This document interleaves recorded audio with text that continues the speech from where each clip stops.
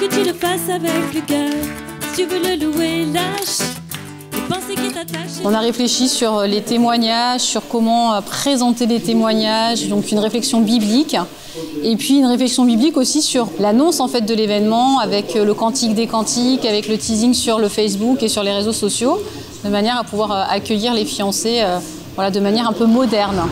C'est une préparation qui nous a demandé beaucoup d'agilité, avec des ajustements de dernière minute. Suite aux dernières annonces, donc il a fallu revoir le format de la journée qui était initialement prévu depuis le matin jusqu'au soir. Tu rêvais du jour, je pourrais t'aimer.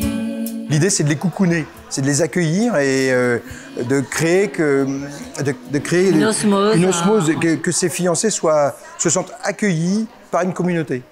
Il y en avait qui étaient vraiment un peu étonnés de se trouver là et de voir qu'on s'intéressait les uns aux autres et qu'on se posait des questions. Outre les parrains, il y a aussi les expériences qui étaient top. Oui, Parce qu'on voit bah, voilà, on rentre dans la vie, il va y avoir plein d'activités un peu dures. Alors cette épreuve, voilà, première phase de l'épreuve, était en train de s'apaiser.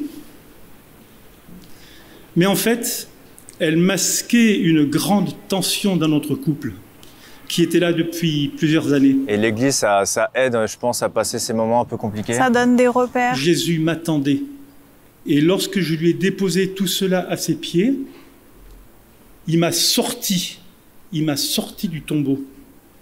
Oui, le Seigneur guérit le corps et en même temps la relation malade de notre couple. Il guérit corps et âme et donne en abondance. Je te bénis, Seigneur, pour Myriam, que tu as mis à mes côtés.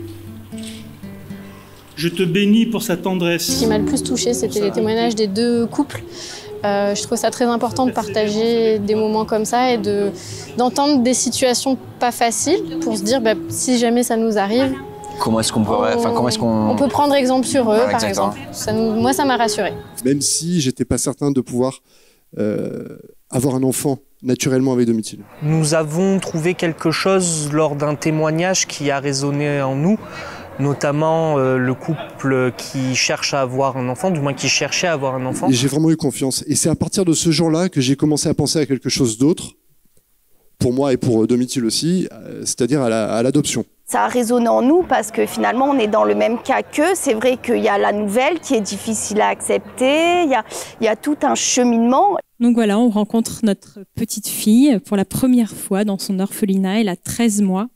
On vit un moment béni, une joie immense. On la quitte pour la retrouver le lendemain et pour la récupérer le lendemain.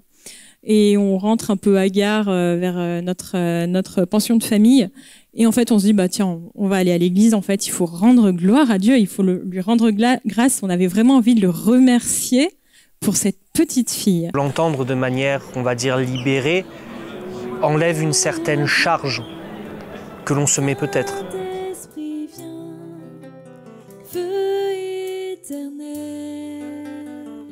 Le but de ces journées, c'est aussi peut-être de faire venir des couples qui sont un peu en périphérie, qui se préparent au mariage, peut-être parfois par tradition, pour faire plaisir à la grand-mère. Et bien là, entre guillemets, on les rattrape un peu en leur disant vous avez mis un pied dans une église, mais enfin dans la vie de l'église sans trop savoir ce que c'était. Ben, on essaie de vous montrer une belle image de ce que ça peut être, voilà, si vous souhaitez approfondir. Viens, Saint-Esprit, viens, touche la terre. Est-ce qu'on s'admire? Peu importe si on se ressemble ou on ne se ressemble pas. Est-ce que je suis vraiment admiratif de sa personnalité, de son tempérament, de ses principes, de ses valeurs, pour, à un moment donné, pouvoir construire un projet de vie ensemble sans trop de discordance. Et l'important, c'est de pouvoir dialoguer. Dialoguer sur les sujets qui vous semblent les plus délicats dans votre couple, vous les connaissez. Donc, n'hésitez pas à dialoguer franchement. N'ayez pas peur de l'autre, n'ayez pas peur de vous-même. Vous savez, les canyonings, les trucs là qu'on passe sur l'eau qui vous propulse, vous évitez le rocher, vous contournez, ça s'arrête et ça repart, etc. Moi, je me disais, là, on a une espèce de parabole, si vous voulez, de la vie. Abba, Père, je suis à toi. Il y a cette image un peu, bon, à l'église, c'est un peu un vieux dogme, un peu, voilà, un peu poussiéreux, en fait, pas du tout, quoi, comme on a pu l'entendre.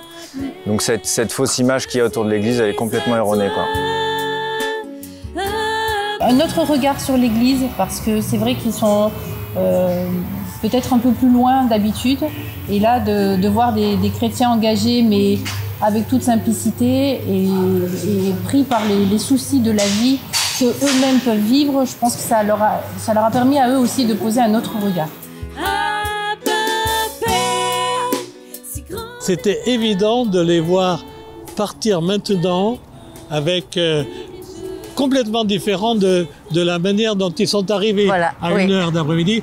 Ils avaient la joie au visage, la joie dans le cœur, vraiment un rayonnement, quoi. Oui, bon, ils vont repartir là pour continuer leur préparation au mariage, mais je pense que ce temps qui leur a été donné, qui leur a été offert, marquera profondément leur démarche vers le mariage.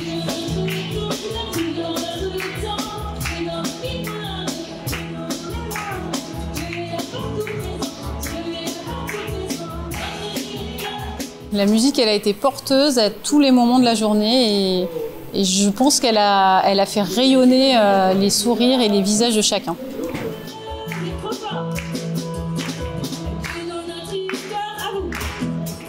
Entre l'organisation, les parrains, même les questions... ouais, c'est des super moments. L'église, c'est vachement bien, franchement. Et on n'est pas du tout... voilà, on fonce pas tête baissée dans des philosophies. Nous, voilà, on est plutôt terre à terre, mais franchement, c'est que du positif, vraiment. Donc vachement bien, quoi. Enfin, moi, c'était un super moment. Ouais, c'était super, vraiment. Voilà. Beaucoup d'échanges, beaucoup de communication, beaucoup de bienveillance nous ont permis d'accéder vraiment à une après-midi. Du coup, c'est plus une journée, mais une belle après-midi tous ensemble. Il y a 2 ans, la journée des fiancés a été la première manifestation qui a été supprimée. Cause sanitaire. Eh bien, 2 ans après, c'est la première qui ouvre la saison pour dire justement la vitalité de notre Église et donc la vitalité de l'amour de Dieu qui se dit toujours. Alors, bonne route, bon mariage et merci encore.